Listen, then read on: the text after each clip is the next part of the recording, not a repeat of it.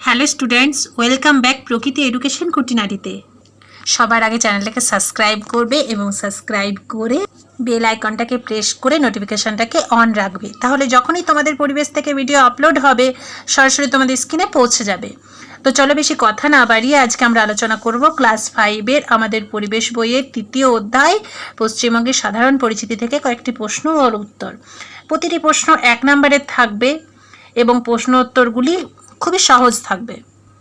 তোমরা দেখবে প্রশ্নগুলি থাকবে 1 নাম্বার আমার সোনার বাংলা আমি তোমায় ভালোবাসি থেকে, 2 নাম্বার হলো নদী তীরের সভ্যতা এইটা থেকে থাকবে, 3 নাম্বার হচ্ছে সুন্দরবন এবং লাস্ট 4 নাম্বার হলো কোথায় উঁচু ও কোথায় নিচু থেকে। ঠিক আছে, তো চলো এবার প্রশ্নগুলো দেখে নিই। এখানে দেখতে পাচ্ছ তোমরা একটি বা দুটি বাক্যে উত্তর দাও। অবশ্যই 1 নাম্বারের প্রশ্ন উত্তর এগুলো। তো চলো প্রশ্ন উত্তরগুলো দেখে নিই। প্রথম প্রশ্ন দেখতে পাচ্ছ, ভাগীরথী ও পদ্মার মাঝের ভূখণ্ডটা কি নামে পরিচিত? উত্তর হলো ভাগীরথী ও পদ্মার মাঝের ভূখণ্ডটা গাঙ্গেয় বদ্বীপ নামে পরিচিত। নেক্সট প্রশ্ন হলো, কোন দুটি নদীর পলি জমে গাঙ্গেয় বদ্বীপ তৈরি হয়েছে? উত্তর হলো ভাগীরথী ও পদ্মা নদীর পলি জমে গাঙ্গেয় বদ্বীপ তৈরি হয়েছে।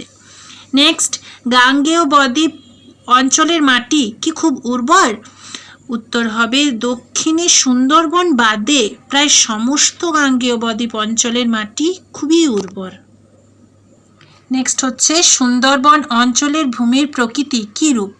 উত্তর হলো সুন্দরবন অঞ্চলের ভূমি সমতল প্রকৃতির। নেক্সট, রবীন্দ্রনাথ ঠাকুরের বাড়ি কোথায়? উত্তর হলো রবীন্দ্রনাথ ঠাকুরের বাড়ি কলকাতার জোড়াসাঁকোতে।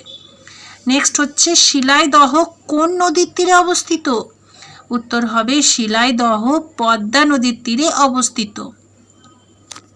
নেক্সট হচ্ছে, বঙ্গভঙ্গের সময় রবীন্দ্রনাথ ঠাকুর যে গানটি লিখেছিলেন তার প্রথম লাইনটি লেখো।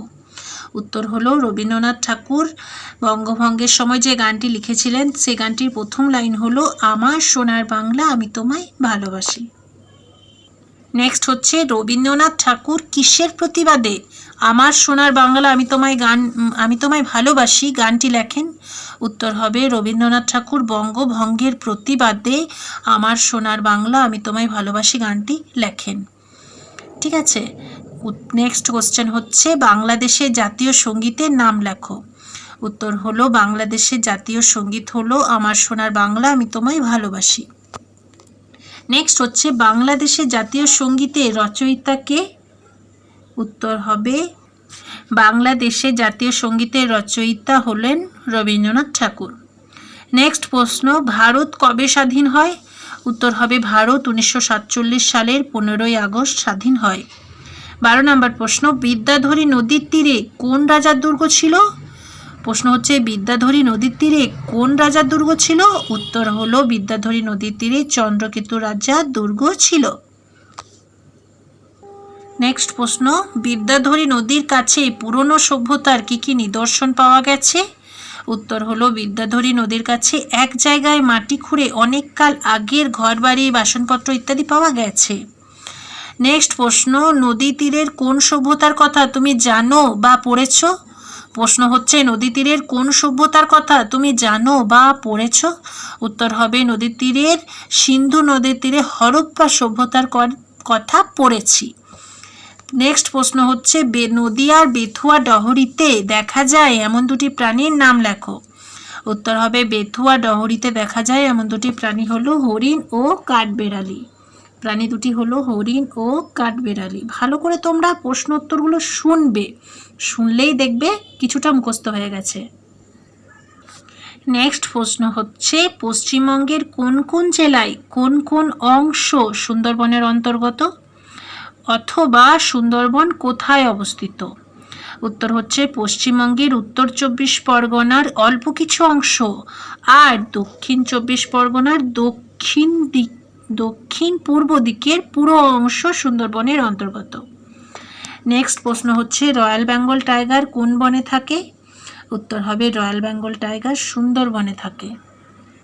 নেক্সট প্রশ্ন হচ্ছে, সুন্দরবন অঞ্চলে নদীগুলির প্রধান বৈশিষ্ট্য লেখো।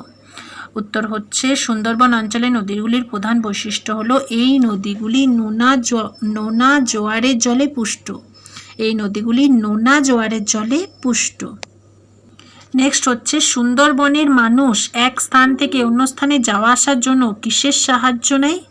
উত্তর হবে সুন্দরবনের মানুষ এক স্থান থেকে অন্য স্থানে যাওয়া আসার জন্য নৌকার সাহায্য নেয়। নেক্সট প্রশ্ন, সুন্দরবন অঞ্চলের মাটি কীরূপ? উত্তর হলো সুন্দরবন অঞ্চলের মাটি নোনা এবং মাটিতে বালি কম, কাদার ভাগ বেশি থাকে। সুন্দরবন অঞ্চলের মাটিতে বালি কম এবং কাদার ভাগ বেশি থাকে এবং নোনা। আমার প্রিয় ছাত্রছাত্রীরা, আজ এ পর্যন্তই করাচ্ছি। ভিডিওটা কেমন লাগলো অবশ্যই কমেন্ট করে জানাবে। ভালো লেগে থাকলে চ্যানেলটাকে সাবস্ক্রাইব করবে এবং বেশি বেশি করে তোমরা শেয়ার করবে বন্ধুদের সাথে, কারণ ভিডিওতে তোমার যতটা হেল্প হচ্ছে তোমার বন্ধুদেরও তেমনই হেল্প হবে। বেশি বেশি করে শেয়ার করো এবং লাইক করো, অবশ্যই কমেন্ট করবে।